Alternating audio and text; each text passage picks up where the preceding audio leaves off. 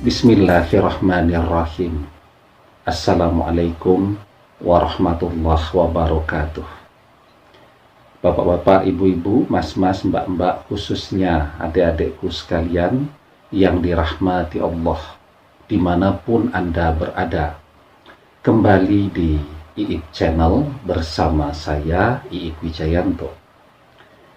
Kali ini kita akan membahas tema obat kangen kepada mantan. Ya. Nah, jadi di dalam benak kita, ketika kita kangen kepada mantan, maka obatnya adalah pertemuan, perjumpaan. Ya, tentu itu obat yang sangat efektif. Yang menjadi persoalan ketika mantan tidak mau ditemui. Maka bagaimana caranya kita mengobati hati kita yang kangen tadi? Ya. Lah kalau mantan bisa ditemui, ya tentu tidak kangen lagi. Tapi ini mantan tidak mau ditemui, tidak bisa ditemui, bahkan kita tidak tahu dia ada di mana. Sementara kan kita tidak bisa, harus terus hidup berlarut-larut di dalam kesedihan, di dalam kerinduan. Kita harus bangkitkan yang usianya sudah memadai, ya, mungkin sudah 30 tahun, 40 tahun, 50 tahun, kan harus bekerja, sudah harus mandiri, tidak bisa lagi minta kepada orang tua yang sudah pensiun, misal begitu. Kalau sedih terus, tidak bisa bekerja, terus untuk beli berbagai kebutuhan pokok, pakai apa kan? Nah, maka kita harus bangkit. Ya, karena itu ketika mantan tidak bisa lagi menjadi obat kangen kita, maka kita harus mengobati rasa kangen itu dengan cara yang berbeda. Ya, nah, caranya bagaimana? Sebelum kita bahas lebih jauh, yang belum subscribe, jangan lupa untuk memencet tombol subscribe, ya, dan menyalakan lonceng notifikasi agar Anda selalu mendapatkan pemberitahuan video-video terbaru dari channel kesayangan kita ini. Dengan subscribe, doa-doa kita selalu terhubung, sehingga kita selalu bisa berdoa bersama-sama. Ya, nah, jadi ya, ketika orang misal sakit kolesterol. Kenapa? Karena selama bertahun-tahun selalu mengkonsumsi makanan yang mengandung kolesterol yang tinggi. Ya. Maka mengobatinya bagaimana? Kan tidak bisa lagi tuh makan makanan yang mengandung kolesterol yang tinggi. Orang harus berpantang dari makanan yang mengandung kolesterol tinggi dan minum obat untuk menurunkan kolesterol, ya, dan seterusnya. Nah,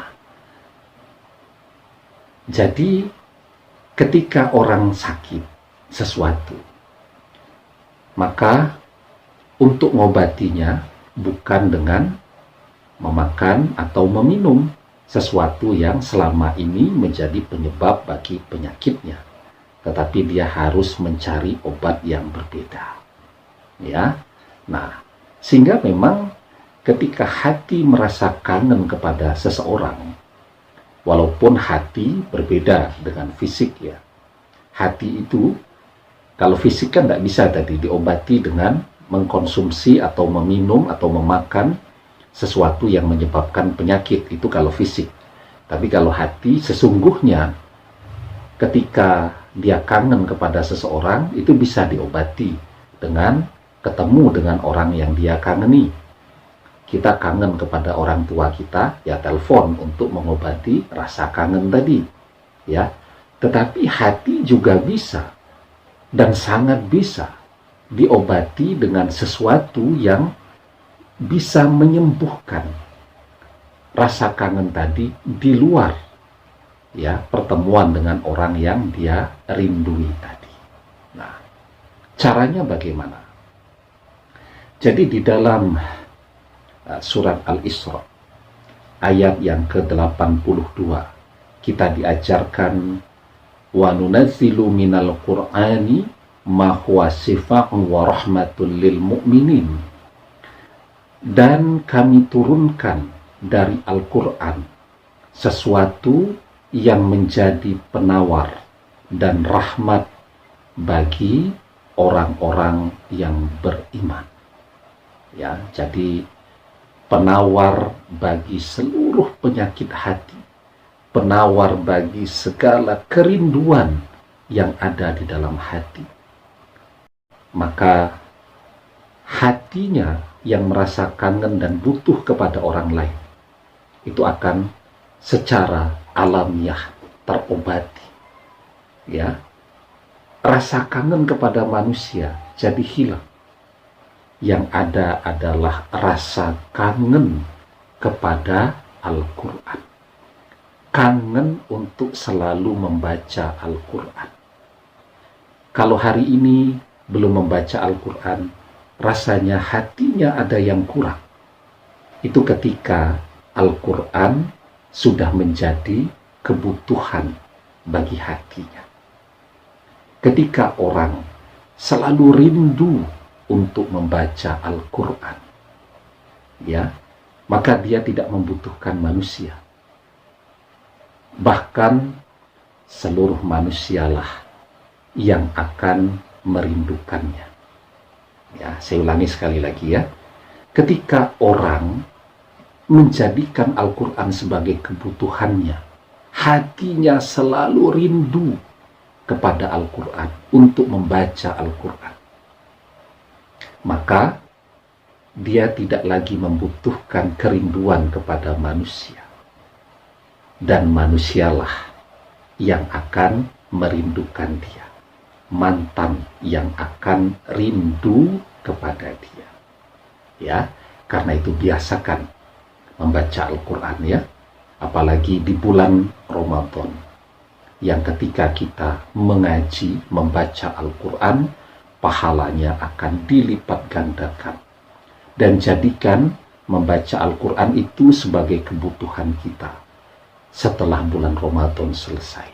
Ya, terus lanjutkan menjadi kebiasaan kita sampai kapanpun kita masih Allah berikan kesempatan untuk hidup di dunia fana ini. Ya, insya Allah orang-orang yang ahli Quran selamat hidupnya dunia akhirat.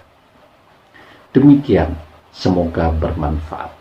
Wallahu a'lam bishawab, billahi taufiq wal hidayah. Assalamualaikum warahmatullahi wabarakatuh.